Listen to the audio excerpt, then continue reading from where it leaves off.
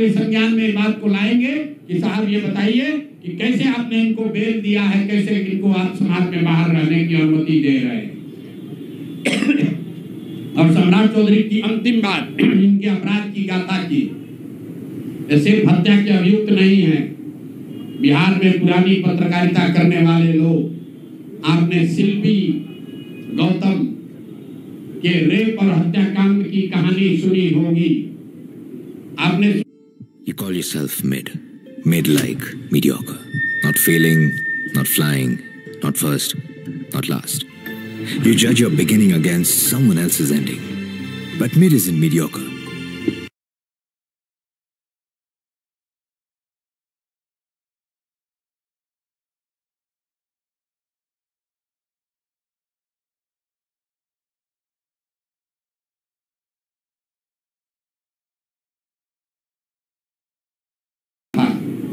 बड़ी हंगामा हुआ, सीबीआई में केस गया। मैं आपके माध्यम से आज पूछ रहा हूं कि क्या अभी के उप मुख्यमंत्री सम्राट चौधरी उर्फ राकेश कुमार उर्फ सम्राट कुमार मौर्य उस केस में संदिग्ध अभियुक्त के तौर पर नामजद थे या नहीं थे, ये प्रेस में वो बता दें, उसके बाद हम उसका डॉक्यूमेंट आपको जारी करेंगे। इनका सीबीआई ने इनको अभियुक्त के तौर पर इनकी जांच की थी कि नहीं, उस मुकदमा में इनको नामजद संदिग्ध बनाया गया था कि नहीं, ये सीधा आपको बता रहे हैं। ये आए और ये पूरा केस तब के भाजपा के नेता सुशील कुमार मोदी जी ने उठाया था, और तब सम्राट चौधरी यही साधु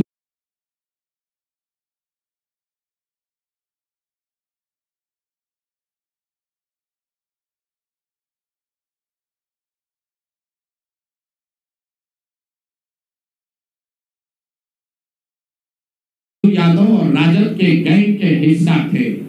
और अब वो बता दे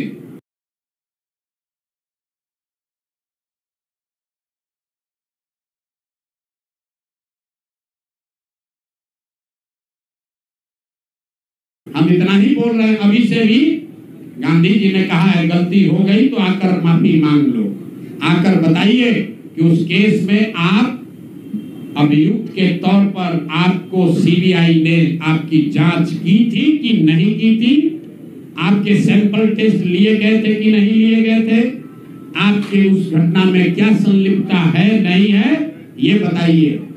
उस केस में आपको बता देते हैं, लालू जी का प्रभाव था, साधु यादव को बचाने के लिए केस को बंद कर दिया गया, लेकिन वो केस खत्म नहीं हुआ। पटना के एक एक आदमी को याद है वो घटना। तो अब राकेश कुमार बताएं, आज के सम्राट चौधरी बताएं कि उस केस में इनकी भूमिका क्या थी, उसमें ये नामजद थे कि नहीं थे, और थे तो इन्होंने इसको डिस्क्लोज क्यों नहीं किया। अब आज का घोषणा खत्म।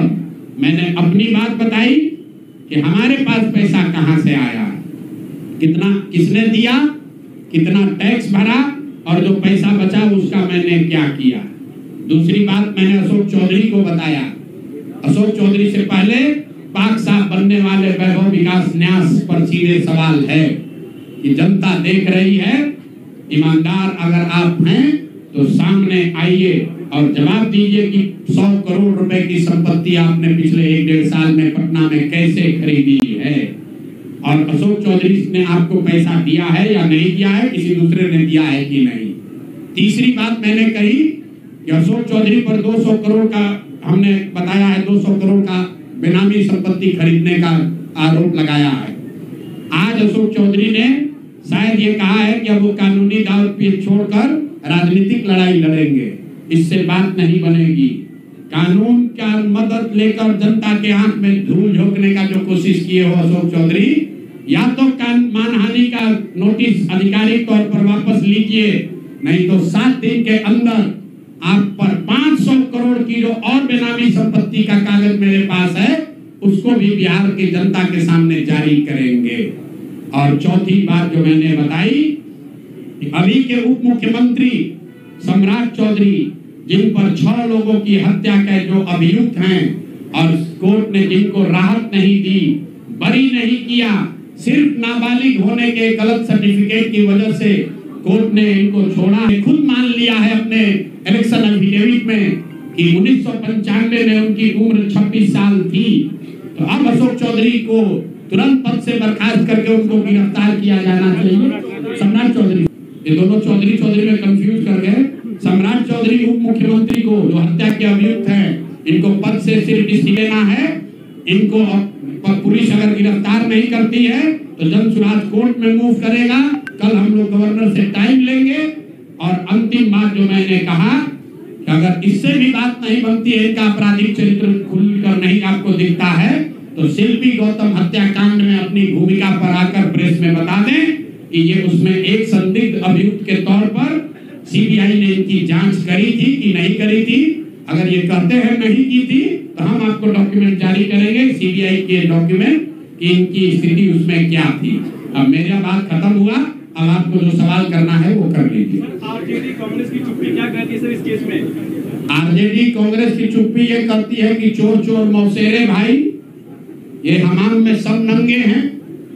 दिलीप जायसवाल ने मेडिकल कॉलेज का कब्जा आरजेडी के तब के सीमांचल के बड़े बाहुबली नेता की मदद से किया और अपने लूट के उस खजाने से आरजेडी के खजाने में भी दान पत्र में भरा। तभी तो राबड़ी देवी खड़े होकर कहती है कि दिलीप जायसवाल जी तो हमारे मुंह बोले भाई हैं। तो जितने लोग राजद को लालटेन को वोट देते हैं, देख लो भाई, एक और कहते हैं कि हम भाजपा से लड़ रहे हैं और एक और भाजपा के नेताओं के साथ मिलकर सिखों का कॉलेज कब्जा किया है, उससे पैसा तहसील रहा है, उसके कॉलेज से अपने बच्चों का गलत मेडिकल का डिग्री दिलवा रहा है। कांग्रेस का कोई महत्व नहीं है। कांग्रेस पर इतना भ्रष्टाचार का आरोप है कि भ्रष्टाचार का नाम सुन के डर के भागता है। सोचता है कि भ्रष्टाचार को कुछ बोलेंगे तो लोग पूछ लेगा कि तुम भी तो नेशनल हेराल्ड में घोटाला किए हो, तुम भी तो 2 लाख करोड़ का घोटाला किए थे। अगर कांग्रेस वाले बिहार में 70,000 करोड़ के सीएजी का बात करेंगे तो सामने वाला भाजपा वाला कहेगा कि 2 लाख करोड़ आप पर भी तो चोरी का इल्जाम था। लेकिन जमशुराज और प्रशांत किशोर पर आप चोरी का इल्जाम नहीं लगा सकते हैं और आगे कोई कंफ्यूजन न करे, इसीलिए आगे कोई बात कहने से पहले हमने अपना अकाउंट जारी कर दिया। 241 करोड़ के इनकम का, उस इनकम पर भरे हुए जीएसटी का, उस पर दिए इनकम टैक्स का और उसके बाद जो 98 करोड़ डोनेट किया पार्टी को उसका। अगर कोई गलती हो तो फांसी पर चढ़ा देना, लेकिन अपने बराबरी में खड़ा मत करो। तुम चोर हो, तुम बिहार को लूटने का षड्यंत्र कर रहे हो। तुम्हारे जीवन का उद्देश्य बिहार को लूटना है, मेरे जीवन का उद्देश्य बिहार को बनाना है, दोनों में फर्क है।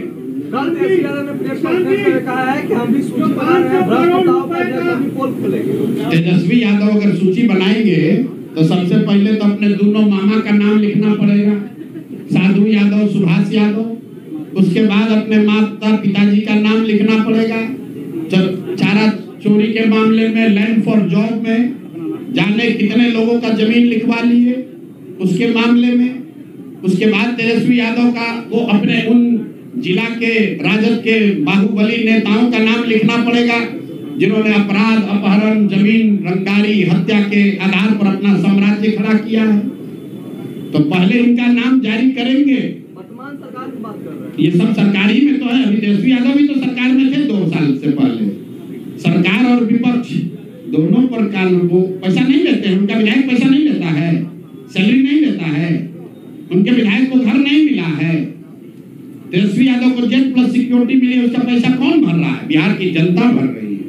तेजस्वी यादव जिस घर में रहते हैं उसका किराया कौन देता है? बिहार की जनता देती है।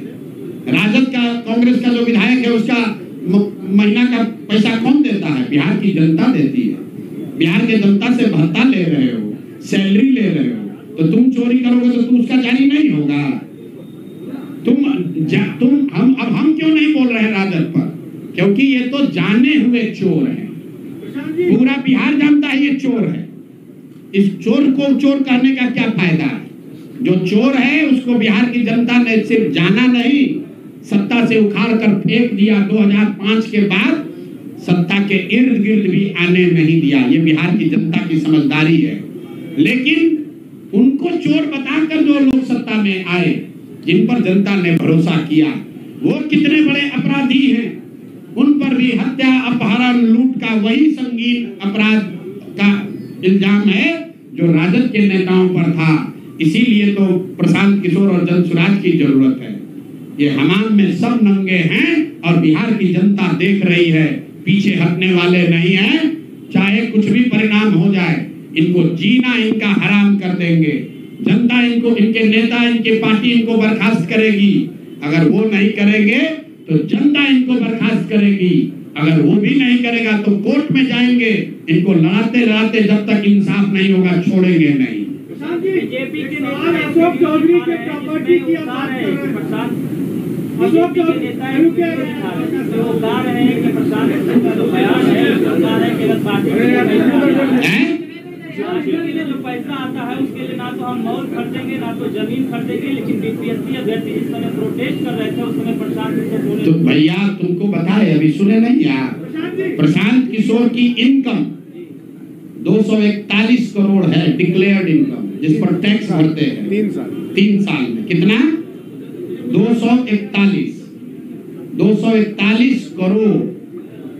इतना पैसा हमारी अपनी आमदनी है, जिस पर जीएसटी भरा, जिस पर इनकम टैक्स भरा, और खर्च के बाद जो पैसा बच गया उसको बिहार के समाज के लिए दान में दे दिया।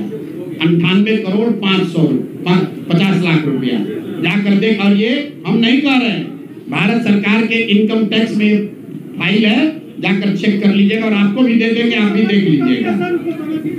500 करोड़ रुपए की प्रॉपर्टी का जो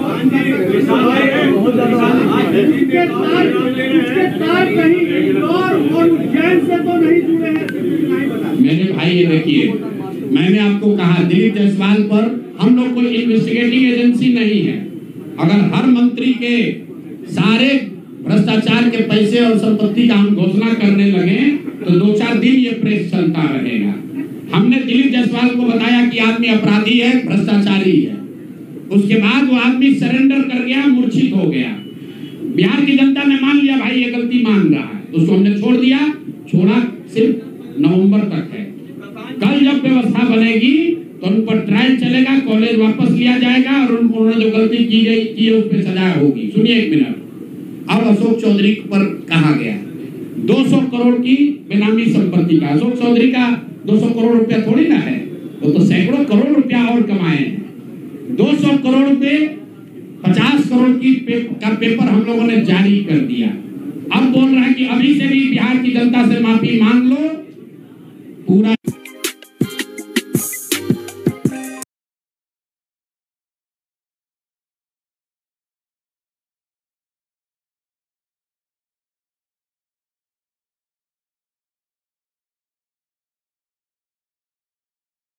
आधिकारिक तौर पर ये मानहानि का दावा वापस नहीं लेकर चुप नहीं होते हैं, अगर ये माफी नहीं मांगते हैं तो इन पर अगला किस्त 500 करोड़ की संपत्ति का जारी करेंगे। और फिर भी ये भी बता रहे हैं वो 500 में पूरा नहीं होगा, क्योंकि हमारे पास कोई इन्वेस्टिगेटिंग एजेंसी थोड़े ना है कि हम बता दें कितना पैसा लिया।